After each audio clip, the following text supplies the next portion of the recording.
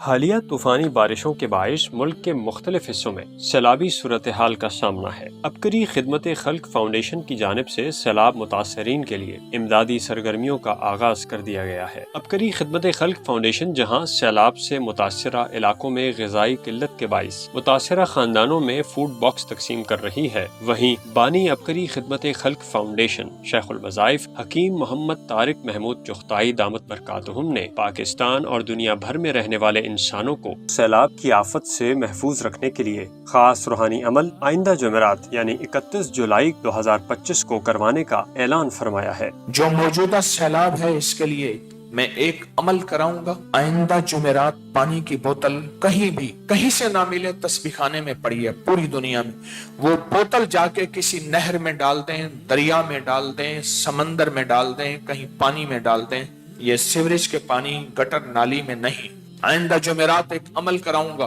پانی ہو اس پانی پہ عمل کراؤں گا اور تاریخ بتاؤں گا اس کی کہ پوری دنیا میں جب بھی پانی کے عذاب آئے اور پانی کی طاقت آئی اور پانی کی قوت آئی، اس وقت بڑی بڑی ہستیوں نے کیا کیا، اور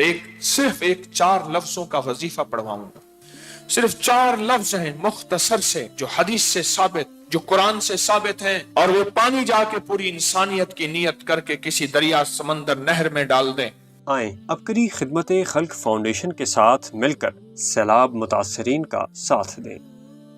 اپنی زکوٰۃ، صدقات اور خیرات عبقری ٹرسٹ کے اکاؤنٹ میں جمع کروائیں۔ دیے گئے فون اور اکاؤنٹ نمبر کے علاوہ کسی پر اعتماد نہ کریں۔ اپنے عطیات اور اشیاء عبقری ایجنسی ہولڈر یا کسی بھی نمائندے کو ہرگز نہ دیں۔